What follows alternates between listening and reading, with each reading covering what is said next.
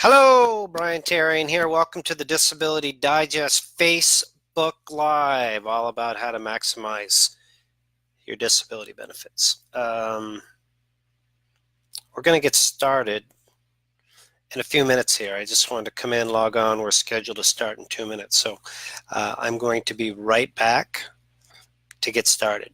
Hang on.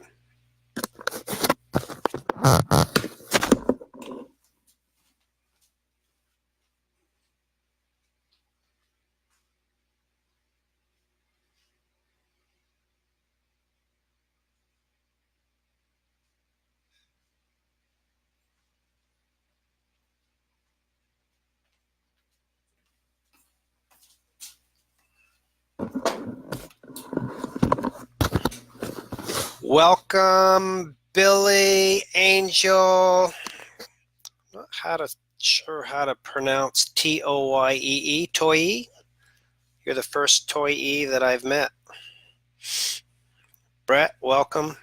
This is Brian Tarian. Thanks for joining the Disability Digest Facebook Live, how to maximize your disability benefits. We're going to get started in 1 minute. Come on in, everybody.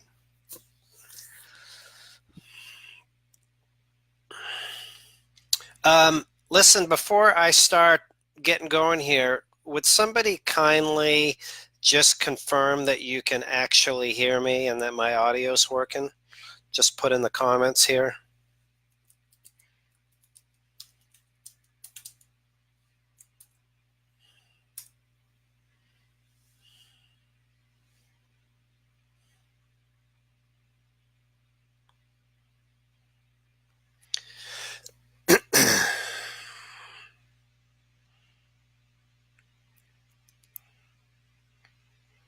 All right, folks, looking for some audio acknowledgement that you can actually hear me. Billy, Angel, Toy, Brett, Charlotte, Gina.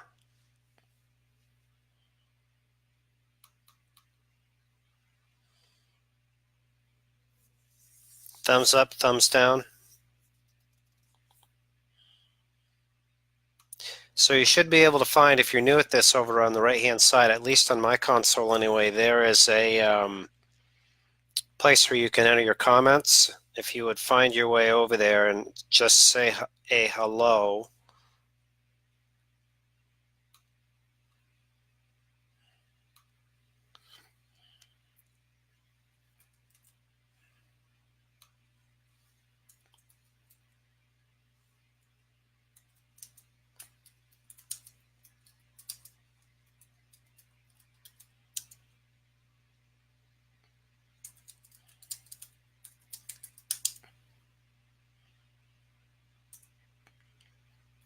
Okay, I'm going to go out on a limb here and get started with the time that we have, because I have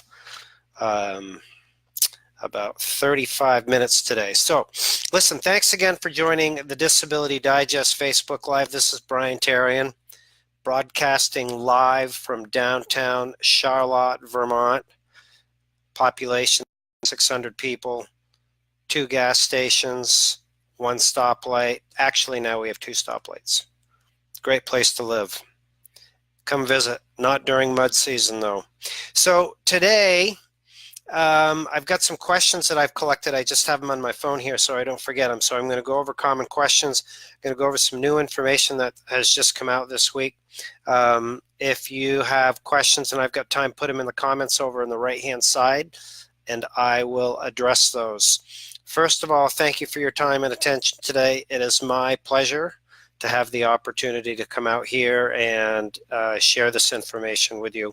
And the reason why I do this, or I've actually done this, is I started the Disability Digest back in 2006, and I never actually thought I would be doing it more than like 18 months or 2 years, but here I am, and it's been certainly challenging work, but there's a lot of it, and I stay in the game because I love the success stories of helping people get their disability income. I just had a meeting with, Carl Osterhauer, who is a very noted attorney in the disability space, and like he helped somebody get a back benefit check for $315,000, and we've seen lots of situations where people get $40,000, $50,000, $60,000. Just last week, we helped somebody in Miami get into a new home. We've helped significantly reduce the healthcare costs of individuals. So in this Facebook group, just today, I pinned right before the meeting a link to our YouTube channel where there's different success stories of individuals that we've helped with these various different strategies that we have to get and maximize disability benefits. Okay, so getting started, a few things I want to cover. There were some questions today about individuals who have not yet been approved for disability, and we try to target, this audience for today, for those of you that have been approved, because we want to talk about things to help you maximize your disability benefits. So first of all, regarding that, if you're looking to get your disability benefits approved, we can certainly help with that. I'm just going to quickly explain the strategy and how we've helped over 9,800 people get approved and how you can take advantage of that strategy as well. So we have a Social Security disability course here, which is a what to do and what not to do to get your disability benefits approved. It's not a public course. You actually have to speak with us in order to get access to it. But once you talk to us and we go through and we understand your situation, your work, your conditions, if you're being treated, what you need for help, then we assign the course to you with the strategy. In the course is interviews with industry experts. There's 3 key ones in there now. 2 of them are disability attorneys. One is an ex-Social Security employee. And then there's stories from 10 different members of ours that have used our process to get approved.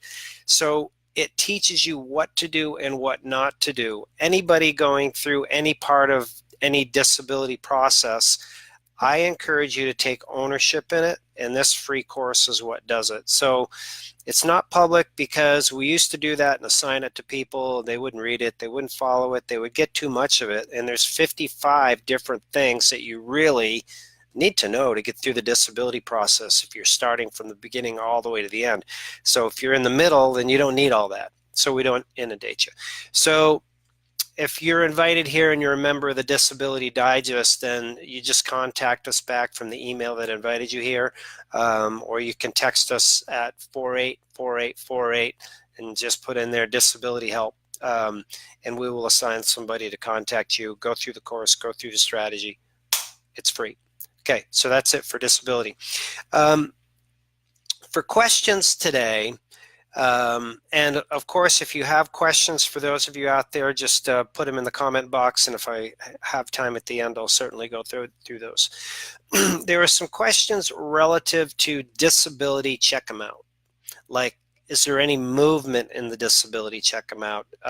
Is there any more money that I can get in my disability check amount? And one of them was a comment about somebody that was on SSI, which is social insurance, welfare. It's got a bunch of different names.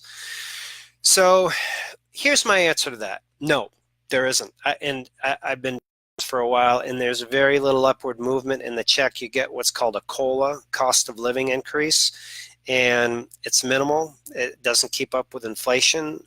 So what you're faced with is the reality of what disability recipients are faced with, in my opinion, is you have a check that's pretty much a fixed amount, right?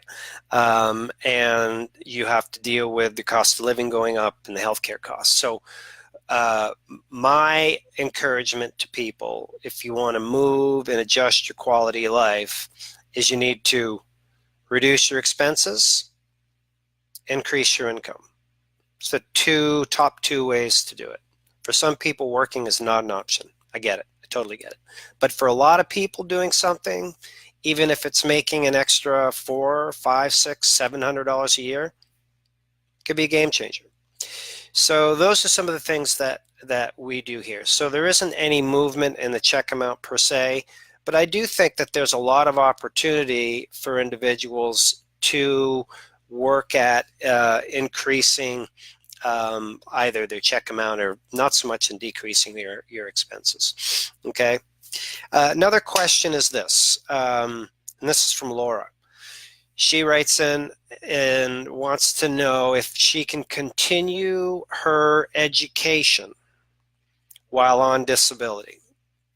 So you can. That's my my take. And I'll give you a little more detail, of course, on that. When you're receiving Social Security disability, you have some guidelines that allow you to how much money you can make and how much gainful activity you can participate in. They use the SGA as a term that Social Security uses. So for SGA, from an income perspective, right now at the time of this broadcast, it's $880 a month. That's how much you can make and keep your benefits. And that's if you're and I'm going to answer Laura's question about school more directly here in a minute, but that is if you are an employee and you're earning a paycheck that has a W-2 that you pay taxes on, it's $880, done. That's it. If you are an independent contractor, like you're doing something on your own or you're getting a 1099, then that is $880 a month averaged out over 12 months after expenses. So for those of you that are looking for something to do, I feel the best thing to do is to find something that you can do on your own because of the tax advantages and the expenses, because you can write off like your computer, your internet access, some travel, car expenses, anything that you do to generate. Well, there's individuals that write off personal assistants that come in and help them with different things so that they can be able to work. So we have an interview here at the Disability Digest with the resident guru, Andy Leaf from California, who goes through all of this. But the condensed version is from an income side, that's what you can do. Now, what Social Security looks at is how many hours that you're participating in non-revenue generating work. And if it's like over 20 hours a week, which would probably be around what it would take to generate $880 a month, then you could possibly have some challenges with that. So if you are continuing your education on a full-time basis, that could be considered by Social Security to be beyond the $880 a month of SGA. And if you were pulled for a disability review, they could have an argument there. But if you're below that, if you're taking, I don't know how much time is involved, I haven't been to school in a while, in a couple of courses, then that could be okay. That's my take. So answer is yes. Make sure you understand the SGA and the guidelines and what you can do. All right. All right. Let me get back to my list here. Okay. Healthcare. I want to talk to you about healthcare costs. This is one of the areas where there is an opportunity for individuals to pick up some savings. And we've found this because here at the Disability Digest, we have done healthcare reviews for individuals for the last 4 years. Not too many people know about it because we don't do that many of them. We're starting to do more of them, and we only do them in certain states now. But the results have been fantastic. I mean, even if you have like a $40 copay that's every other month and you can get that saved, right? I mean, you're looking at $500 a year back into your pocket. It's just a simple thing like that. But we've found that it's like averaging like $82 a month if we do a healthcare review for somebody where you can pick up savings. And I'll give you just a few examples. The high end one is this. There's a lot of individuals that are paying for Medicare Part B, $135.50. And if your check is below a certain threshold, and depending on what the state is, then it's possible that the state will pay for your Medicare Part B. Now that's like a $1,400 a year savings. And so that's big, but the states like Florida and Texas and Vermont, where we've been working in, they don't don't come knocking on your door and say, hey, we'd be willing to pay for your Medicare Part B, 135.50. You've got to go looking for it. So, and it's an easy enough process to have that done. So that's one. So if you're paying for your 135.50, and you can see it comes right out of your disability check, then that's one area where, based on your income, household income, that you could possibly reduce that. The other one is with the healthcare industry now, and the way the insurance companies work and Medicare works, is the plans are changing every year. Pretty much every company comes out with a new variation of a plan each year, and then they close down plans. So maybe you've experienced, oh, my plan is changing, they're taking me off this plan. But what usually happens in a competitive environment is the plans get more aggressive and they get more competitive. There's even plans out there now where you can get cash back for going to the doctor. You can get cash back to get help. If the state won't pay for Medicare Part B, you can get cash back for that. You can get a free gym membership. You can get dental. You can get vision. You can get hearing help. All these things are available. The challenge that we've found is people typically get into a solution for their health care that is based on the high end. Can I go see my doctor? Which is fine. Or will all my meds be covered? Another good one. And then the third reason why we have found that people get into a plan is they want to have their catastrophic coverage taken care of, because Medicare Part B only covers 20%, and that keeps going. So it doesn't matter what the event is. It could be, if it's $1 million event, you're on the hook for $200,000. Nobody wants that. But you can get in a plan where it can get capped at like $4,000 or $5,000. And the plans don't cost any money. There's no out of pocket. It's all part of Medicare Part B. So those are just a few of the areas where we've seen some big movement in being able to help people and change their lifestyle. So I just want to take a quick shout out here to everybody that's joined. Thanks once again. A beautiful crowd here today that has joined. And I see that there's some questions that have been added in here. Fantastic. I will address those. Yeah. Joanne, I see your question. That's a good one. Okay. I just want to finish up the agenda. So if there's others that have questions, or I had a lady who came into one of these events the other week, and she put in a comment. It was like, it was Joanne77, brown pants at Gmail or something. And she's like, why don't you dress up for these events? You're like a business person.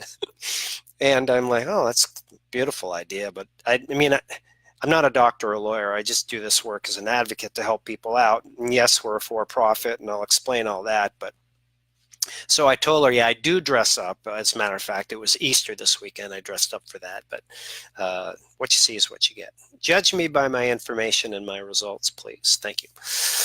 Okay, so back to the show here. I want to talk about today disability reviews. So if you are on Social Security disability, like Joanne, it looks like you just got on, you get an award letter from Social Security that says what your when your review will be. Some people are never reviewed. It's like done. Some people it's 6 months, year, 3 years. So first of all, if you're not aware of when your review is and when you could possibly be up for a review, I would encourage you to get tuned into that, because they're becoming more popular. What Social Security has found out, starting with the last term that Barack Obama had, is that they started investing money into Medicare reviews and Social Security disability reviews, and they were getting a 10-to-1 return on their investments. So those we've seen go up.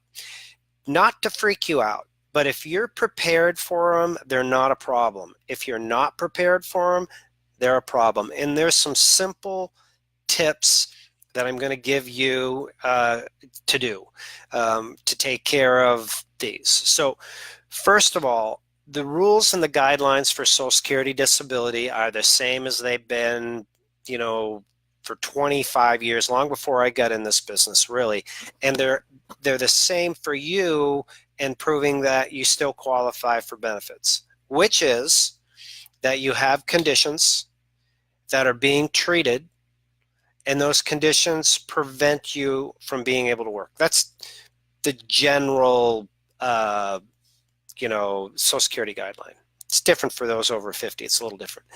So think about this. If you have conditions and you're not being treated, and a disability review comes up, knowing Social Security, it just gives them the opportunity to say, well, geez, if you had been being treated these last 3 or 4 years, you've probably gone back to work, right? Step number one, be treated. And then the second thing is do the best that you can do to be the best you that you can be. So for example, back to maximizing, reducing your healthcare costs. A lot of the Medicare plans that you can participate in have a free gym membership. And if you have chronic pain or any health-related condition and you are actively participating and using the free gym membership, that's just one thing in addition to going to your doctors that is going to help you lock down your benefits. Like, listen, I'm going to the doctors, I'm going to the gym, I'm doing water therapy. Tuesdays and Thursdays, I'm walking around the track. I'm doing the best I can. I'm not able to work. So that's 2. 3 is don't do anything stupid. Like, don't be earning money and not reporting it. Don't be earning money over the SGA and think that they're not going to notice. It just doesn't work that way. So then the last one is understand how to talk to your doctor. This is brand new information. It's just out last week. One of my colleagues in the industry went through, Carl Osterhout, and taught me about this. So what I mean by talking to your doctor is when you talk to your doctor now, usually what most people do is they say, I have, I have fibromyalgia, I have IBS, and I've got degenerative disc disease in my back, and it's just, I don't feel good. I feel like I've got the flu 24 hours a day, and I can't sit or stand. So, and that's unfortunate, and that is the real deal, how we are, like, just our human nature is to speak to people. But what you want to do with your doctor, and I'll tell you why, is you want to communicate your limitations in every doctor visit. You want to say, Doc, listen, man, I'm just seeing myself. I'm not able to sit for more than 15 minutes, and I'm not able to stand for more than 20 minutes. And gosh, last year was 30 minutes I could stand for and 30 minutes I could sit for. And I'm only sleeping like 4 hours a night now, and I wake up and I just can't remember a repetitive task. My family puts a list on the fridge, and I can only remember 2 out of 4 of the things. So what you're doing when you talk to your doctor like that, and your doctor, usually a doctor that a good doctor will document what you are saying. Patient has limitations of 15 minutes of sitting and 15 minutes of standing and can't remember repetitive tasks no more than 2 at a time, and that's in your medical notes. That pretty much locks it down. So if you are pulled for a review and they go in and they look at your medical records, there it is. It's as simple as that. So really think about this.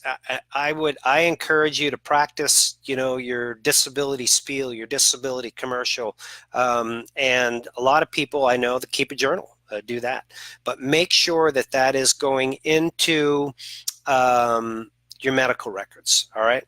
So that should help you out with those key things. Now, if you get in a disability review and you fill out the paperwork and you send it in, and it comes back like they're going to go through and do a review, then we have a course here that walks you through step by step, and you should be able to get through the next round and knock it out with the directions that we provide you without any legal involvement. If it ends up going to court, which unfortunately sometimes they do, then you might want to consider some legal representation to argue your case in court, just like you did if you had to do that when you get on benefits. Okay. Next topic I want to cover is additional income. Hang on, I'm going to close my office door because the cat comes in and causes problems. Hang on. Okay. So earning extra income. One of the things that I'm looking to do is find people that have a desire to supplement their income by building an online presence, and an online presence that would have something to do with this kind of the space that we're in here at the Disability Digest. So for example, if somebody has expertise in a certain condition and is currently running a Facebook group, but yeah, you know what, they want to do it better and make it bigger and have a presence, and also they want to provide this free information, but they would also like to find a way to supplement their income doing that. I am interested in working in this Facebook group that you have come to here today on this page. Actually, you know what? I'm sorry. You're on our just our general page, but we have a Facebook group that is about maximizing your disability income. And in there are some people that are kind of in like the incubator phase of thinking about this. But if you have an interest in doing that, I would be interested in like looking at a business plan that you have to build it out. And it really involves doing social media, putting out messages 2 or 3 times a week, good content, developing an audience, and making a difference. And then how you could work with us is we're a for-profit. You could refer your members here that need help with either health care or with getting on their disability, and we could partner that way. So there's commonly, I'd love to do this at a bigger scale. I'm going to be candid with you. Unless you get a business plan and it's sketched out and you're already got some traction in the space, I'm sorry, I just can't invest the time. I need to find people that have already got some, you know, they're out there making some effort. And there's a lot of people on Facebook that have done that. And it's realistic that we could work together quite nicely and do that. So keep that in mind. Also here at the Disability Digest, this business is mostly run by our members that are receiving Social Security disability benefits. So if you are on disability and you're looking for something to do to work at home, we have different positions that are available. We have teams that work in the healthcare space to reduce healthcare costs. We have teams that help people get their Social Security disability benefits. Like I mentioned at the beginning of this, we have individuals going through the process. They contact one of our trained advocates who know everything about the courses that we have and strategy that we have, and they help them get started and they work with them through the process. So there's 2 different teams. So you can, if you're a member of the Disability Digest, which if you aren't, well, I hope you are at the end of this, that you join us, you can just reply to any of the emails that you receive and ask where you can find the application for the openings that are available. So those are a few ideas for you. I think that if you have the personality and the desire to work online, it is a good fit because you can be effective in 1 or 2 hours a day. There's a website out there called Healthy Holistic Living. Michelle Toole, who was a disability recipient, she's off of disability benefits now because she did just what I'm explaining to you. She leveraged a little bit of time every day, started making some money. She got some help. She's built a great business, fantastic story, and a beautiful website. If you're into healthy, holistic living information, go over and check it out. Okay, so I want to address some questions that we have here. All right, when do I get my back pay? That's one of the questions. All right, so I am presuming that you have been awarded and you have received either a decision letter or an award letter. I'll go through that and then explain what my experience is. Lorna, désolé, présentation en anglais, pas français. Thanks for joining. So when you get approved for disability, you receive 2 letters, 2-step process, just to slow down the payment, I think. But first of all, you receive a decision letter, especially if you've gone to a hearing. And the decision letter will say, hey, congratulations, fully favorable.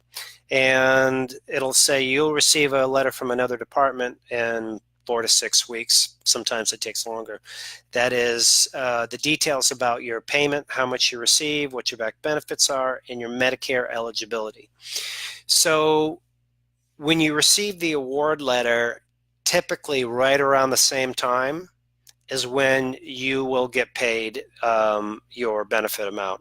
So what I encourage people to do is to monitor their bank account. You know, when they're like from the decision letter to the award letter, when they're like in the 4 or 5 week, depending on how much you want your money, to monitor it.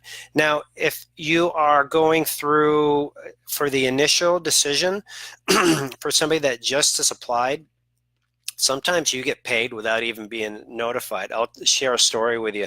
I'm trying to think this. She was in Louisiana. Her name was, I'm going to say it was Lee. Sweet story. So she was a hairstylist for 35 years, worked on military bases, and became, you know, just broken down and couldn't do it anymore. And although her husband worked, it was really tight financially. So she applied for her disability benefits, and they were just financially just going down and down because they only had the one income. And just like they got to the point where they needed a new roof on their home. They had buckets that were catching the rain, and they had borrowed the money from family members to have the roofer come over, put the roof on. And so it was just really, she just felt like she was just at the end. And then it was her daughter's birthday, and she said, I have got to bring my daughter out. And I think I have maybe $20 in my bank account. And so she said, I just don't want to be embarrassed, so I'm going to log on and see. She logged on, $24,600. So she was like, yes! So she had no notification. This is a great story. So that's what you can expect for receiving your disability benefits, okay? And I believe that is all of the questions here. So I just want to wrap up and say thank you for joining. I appreciate your attention here. Here at the Disability Digest, we will continue to provide these free events. We provide a free membership. We're like a radio or a TV station where we have a free membership and all of this content and courses that will guide you through, and live support in a lot of areas in our business for healthcare, for getting approved for disability, and it doesn't cost you anything. So the sponsorship that we have and the money that we make, like that doesn't cost our members anything on the Medicare side, it allows us to provide this content, like again, like NPR, like a radio or TV station. It's always been that way. In my opinion, it has to stay that way because finances are, to say the least, commonly compromised when you go through the disability approval process. So here's how you can help.